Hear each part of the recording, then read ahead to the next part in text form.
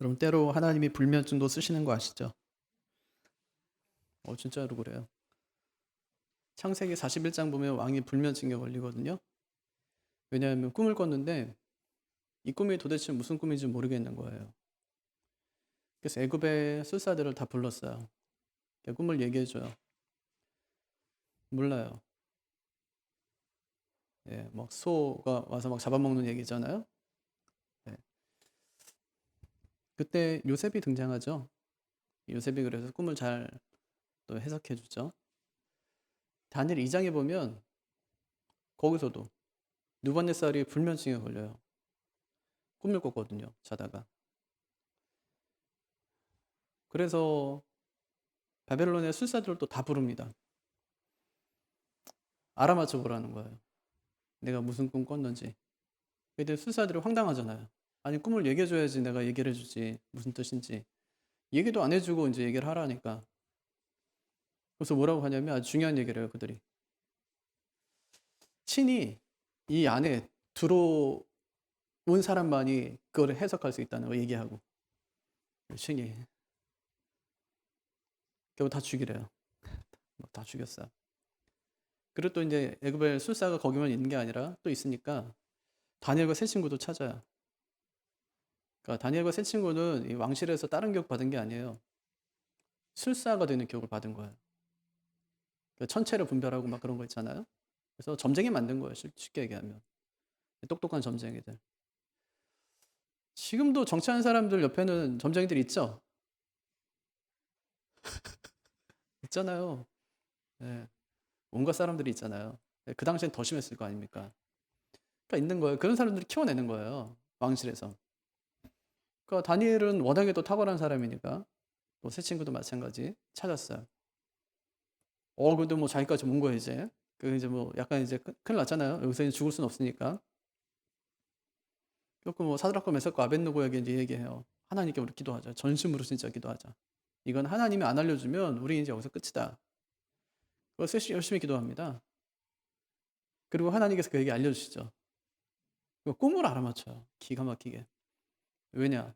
꿈을 주신 분이 하나님이시니까 하나님은 자기가 준 꿈을 다니엘에게 이야기해 주는 건 너무 쉬운 얘기예요. 얘기해줘요. 큰 금신상 있었죠? 이렇게 얘기합니다. 왕에게. 근데 그 금신상 머리가 금이었죠? 이렇게 얘기하고요. 여기 가슴하고 팔은요? 은이었죠? 이거 막 생각나기 시작하는 거예요. 종아리는요? 노시였죠? 거기서 디테일하게 또 나가요. 발이 있는데 한쪽은 진흙이고 한쪽은 노시였죠? 한쪽은 새였죠? 이렇게 얘기해요. 이게 뭐 거의 정확한 거 아닙니까? 이게 말이. 거기서 이제 해석하는 거 뭐라고 해석하냐면 요게 앞으로 일어날 나라들입니다. 이렇게요. 예. 그땐 바벨론 때니까 네 나라 얘기하네요. 그죠? 이제는 바벨론 지나고 나면은 아수르가 일어날 거고 아수르가 지나고 나면 페르시아가 일어날 거고 페르시아가 일어나면 그 다음에는 헬라가 일어날 거고 그 다음에 로마가 일어날 겁니다. 이런 얘기예요. 그러니까 제국의 변동에 관한 이야기죠. 기가 막히잖아요. 그러니까 왕이 글을 붙들어다가 쓰지 않을 수가 없어요. 오늘 말씀도 불면증인데요. 왕이 잠자려고 했는데 잠이 안 와요. 뭐 했는데요? 낮에 에스더가 자기 잔치에 초대해서 그냥 거기서 식사하고 왔거든요. 중요한 얘기 할 줄 알았는데 그건 내일 하재요. 그 잠자려고 하는데 잠이 안 오는 거예요. 불면증. 그러니까 창세기 41장에도 불면증, 다니엘 2장에도 불면증, 에스 6장에서도 불면증. 공통점이 있어요. 전부 이방의 왕들이 꿈을 꿔요. 불면증 걸려서. 예. 근데 또 하나가 그 문제를 유대인들이 해결하고 나중에 유대인들이 전부 그 나라의 총리가 된다는 거예요. 그죠? 총리가 되죠. 요셉이 총리가 되고 다니엘이 총리가 되고 오늘은요. 모르드게가 총리가 돼요. 10장에 가면. 근데 모르드게는 참 좋은 총리였어요. 원래 총리가 없었거든요. 총리가 없다가 이제 모르드게 때문에 총리가 생긴 거예요. 예.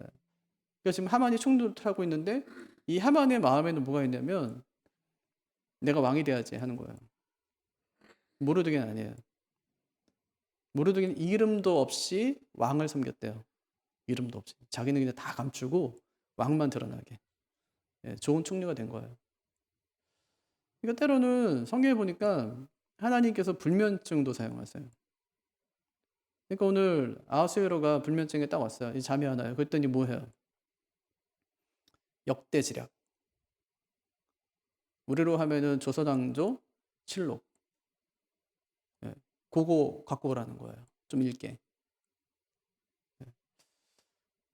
이게 조선왕조 실록도 한 2000권쯤 되거든요. 다 갖고 오진 않았을 거 아니에요? 그러니까 중요한 부분 뭐 이렇게 뽑아왔겠죠. 어느 부분을 뽑아왔겠죠. 이제 그걸 읽는 거예요. 근데 기가 막히게 뭐냐면 그게 뭐가 담겨 있냐면 하필이면 그 책을 뽑아왔고 그 책에 모르드게가 자기의 생명을 살려주었다는 이야기가 담겨 있었어요. 지금 아하수에로는 전쟁하고 왔거든요. 졌어요. 네, 전쟁에 졌어요. 그래서 뭐예요? 술 파티 벌인 거 아니에요? 6개월 동안 술 파티 막 벌인 거잖아요. 네, 우리 아직도 힘이 건재하다 이런. 그러니까 뭐에 대한 트라우마가 있냐면 이 자기의 그 성의 그 문이 무너지면 이게 확 열려버리면 반란이라도 일어나면 성을 지킨 사람들이 반란이도 일으키면 언제든지 우리는 다시 이제 그 안으로 다 또 이제 적군이 들어올 수 있으니까 거기엔 트라우마가 있는 거예요. 근데 성을 지킨 사람들 중에 반란군들이 있었다는 거예요. 그 사실을 모르드게가 알아내고 그것을 위에다 이제 고발해서 그 사람들 잡아서 그 일이 무마된 거예요. 그래서 아하수에로 생각에는 이대로 두면 안 되겠다. 그냥 밑에다가 총리를 세워서 나라를 좀 견고하게 내 자리를 좀 든든하게 해야 되겠다고 생각해서 하만을 세운 거예요. 하만을. 그래서 네. 어쨌든 그러다가 이제 그 불면증이어서 그 책을 보다가 그거를 이제 보게 된 거예요. 하필이면 그 책에 써 있는 모르드게가 왕의 생명을 구했다는. 예. 그래서 어떻게 하냐면 그 얘가 상을 줬냐 이거 이제 묻다가 나중에 이제 모르드게를 이제 하고 이제 하만을 이제 처단하는 그런 장면이 나오는 거잖아요. 예, 어쨌든 이제 하나님은 불면증도 쓰신다는 얘기예요. 불면증도. 예. 그래서 우리 인생에서 가장 불행하다고 생각하던 그것이 하나님이 쓰시는 통로가 될 수도 있어요. 어떤 사람은 가난이 불행이라고 생각해요. 근데 하나님께서 가난을 들어서 그를 사용하실 때가 있어요.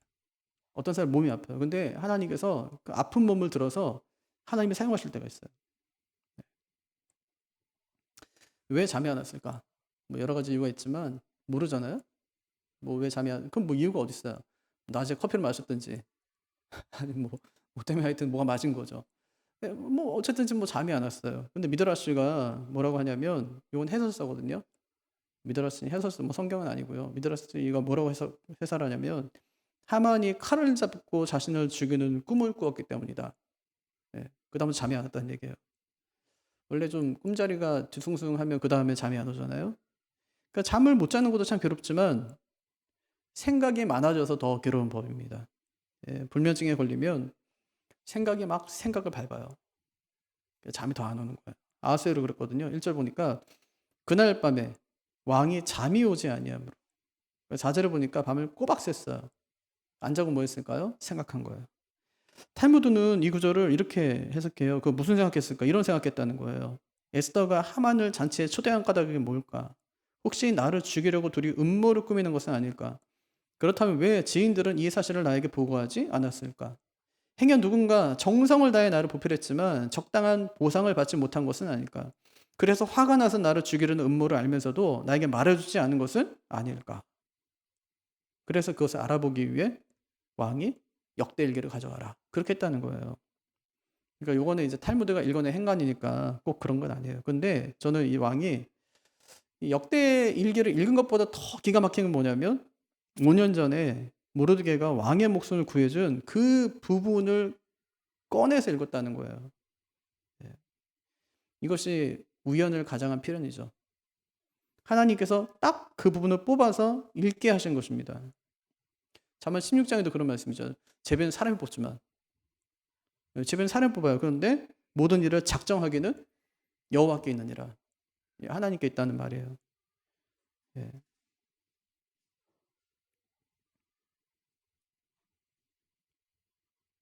딱 봐서 보니까 이제 모르드게가 그렇게 큰 공을 세웠는데 아무것도 주지 않았다는 이야기를 자기가 읽게 되잖아요. 사실 아하수에로는 그리스 원정 때 자기를 도와준 두 선장한테도 땅을 하사했어요. 땅. 또 자기의 동생을 구해준 사람에게는 총독자를 줬어요. 근데 자기 생명을 구해준 모르드게에게 어떻게 아무런 포상도 내가 하지 않았을까? 여기서부터 아하수에로가 이상하다고 생각한 겁니다. 그래서 지금까지 일어났던 일들을 막 짜맞춰 보기 시작했습니다. 사실 하만은 모르드게가 모르드게 때문에 총리가 된 사람이라고 했잖아요. 예. 모르드게가 왕의 암살을 모의하던 두 내시를 고발했기 때문에 그래서 총리가 되었는데 그러면은 하만이 모르드게를 모를 리가 전혀 없는데 그럼 왕이 모르드게가 상을 주지 않았을 때 하만이 나서서 왕이요 그에게는 상을 주는 것이 맞습니다. 이해하는 것이 맞지 않습니까? 그런데 하만은 상을 주는 게 아니라 그도 죽이고 지금 그 민족도 지금 죽이려고 합니다. 왕이 그걸 이상하게 생각한 거예요. 혹시 하만이 나를 죽이려는 그 암살 계획에 연루된 것은 아닐까? 혹시 모르드게가 그 계획을 방해하자 하만이 모르드게를 죽이려고 한 것은 아닐까 하는 생각을 하게 된 것이죠. 이런 생각이 드는 순간 두 가지 생각을 하게 됩니다. 첫째는 내가 하만에게 너무 많은 권한을 주었다는 거죠. 예, 뭐 왕은 하만한테 다 줬어요. 예, 왕이 인장 반지까지 빼줬으니까 다 준 것이죠. 그래서 왕비까지 자기와 하만을 동급으로 놓고 잔치를 지금 베풀고 있는 거 아니에요? 혼자 오지 마시고 하만도 같이 오세요 이러니까요. 이제 그에게 마지막으로 남은 자리는 어디인가? 바로 내 자리 아닌가 하고 생각했을 겁니다. 두 번째는 내가 어려울 때 내 편이 되어줄 사람이 궁궐 안에 있더라는 거예요. 꼭 하만이 아니어도 된다는 생각을 지금 하게 된 것이죠. 오히려 하만을 견제할 다른 신하가 필요하다는 것을 그가 지금 깨닫게 된 것입니다. 이렇게 굉장히 구체적인 계획이 불면증을 통해서 생겨요. 불면증. 그러니까 불면증이 꼭 나쁜 것만은 아니에요. 때로 하나님은 불면증을 통해서도 역사하신다는 거죠. 예, 그게 불면증이든 꿀잠이든 하나님께서 그것을 쓰신다면 그것이 하나님의 타이밍이에요. 예, 어떻게 하나님이 쓰실지 모르니까. 하나님께서 어떻게 인도하시는지 한번 보세요.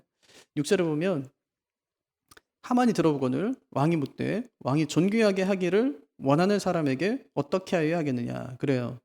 왕이 하만에게 지금 묻는 거예요. 근데 이 물음은 지금까지의 물음과는 좀 다릅니다. 평소대로라면 그냥 왕은 그래요. 하만에게 네가 그냥 알아서 해라 이렇게 해요.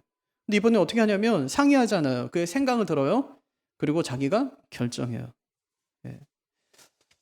하만은 그 얘기를 듣고 착각하죠. 내가 상을 받을 사람인 줄로 알고 평소에 자기가 가장 해보고 싶은 것을 이야기합니다. 백성들 앞에서 자신의 명예를 뽐내는 거예요. 근데 그 내용이 참 불순하거든요. 8절과 9절. 왕의 옷을 입히고 왕이 타는 말에 태워서 가장 높은 신하가 그 고삐를 잡고 성중을 돌며 이렇게 외치게 하자는 거예요. 왕이 존귀하게 하기를 원하는 사람에게는 이같이 할 것이다. 이게 뭐 엄청난 일이거든요. 예. 보통 이제 뭐 페르시아도 마찬가지인데 왕이 어떤 사람이 큰 공을 세우면 자신의 옷을 갖다 하사할 수는 있어요. 하지만 입히진 않아요. 어떤 건지 아시겠죠? 예, 왕의 옷은 귀한 거니까 아주 큰 공을 세우면 그 옷을 하사할 수는 있지만 그 옷을 입히는 법은 없어요. 그런데 하만이 그걸 입겠다는 거예요. 대낮에 활보하겠다는 거 아닙니까? 그러면서 이 사람이 왕이 존귀하게 하기를 원하는 사람이다. 이렇게 외치게 하자는 겁니다. 그럼 백성들이 뭐라고 생각할까요? 저 사람이 이제 왕 같은 사람이구나 하고 생각했겠죠. 그걸 바라는 거였어요. 왕과 자신이 동급이 되겠다는 말입니다.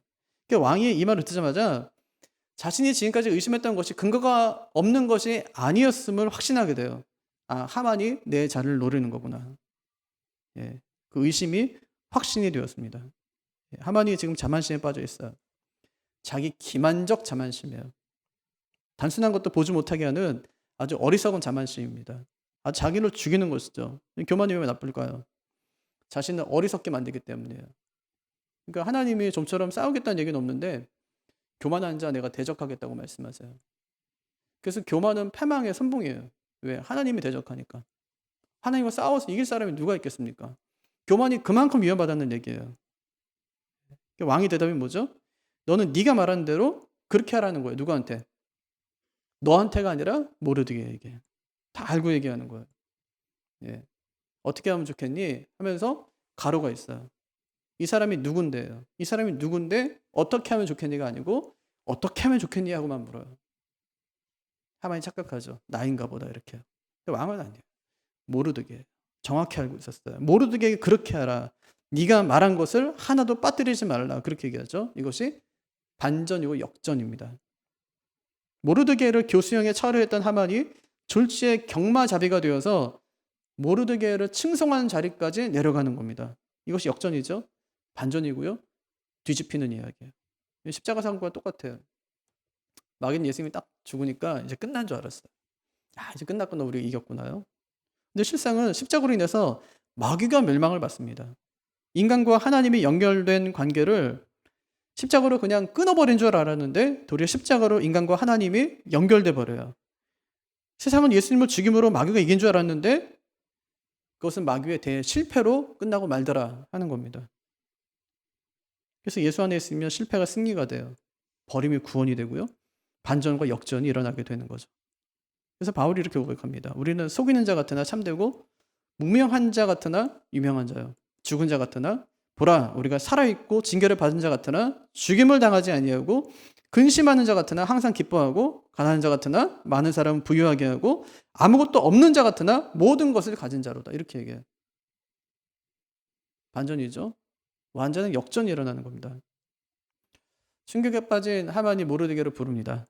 그의 말굽비를 잡아요. 외치죠. 이 사람이 왕이 존귀히 여기는 사람이다. 백성들 앞에서 외칩니다. 그러니까 졸지에 하만과 모르드게의 위치가 역전된 거예요. 바뀐 것이죠.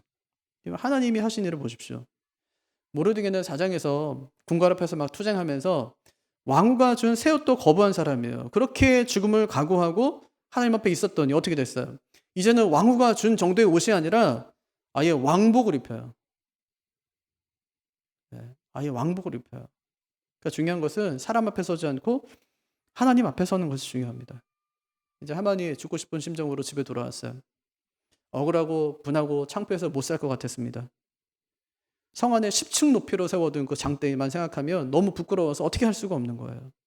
사람들이 그 장대를 보면 뭐라고 생각하겠냐는 거죠. 큰 소리 빵빵 치면서 오늘 모르드게를 거기에 달겠다고 했는데 그런 사람이 모르드게에게 왕복을 입히고 그가 탄 말 고삐를 주고 허이 뭐 물러가라 이러면서 이 사람이 왕이 존귀히 여기는 사람이다 하고 외치고 다녔으니 죽고 싶지 않았겠습니까? 사색이 된 얼굴로 지금 집에 들어온 거예요. 하루 동안 일어날 일들을 아내와 참모들에게 이야기했습니다. 그들이 그 말을 듣고 뭐라고 하냐면 이제 당신이 그를 이기지 못하고 그 앞에 엎드러질 겁니다. 그렇게 얘기를 해요. 하나님이 그와 함께 하시니 넌 이제 끝났다 이런 얘기거든요. 그게. 하만이 그렇게 두려워하고 있을 때 왕궁의 시종들이 와서 하만을 에스더 앞으로 끌고 갑니다. 잔치에 끌려가는 이건 그야말로 끌려가는 거죠. 마치 이제 소가 도살장에 끌려가는 것처럼 끌려가는 하만의 심정이 어땠을까요? 어제처럼 막 마음이 들떴을까요?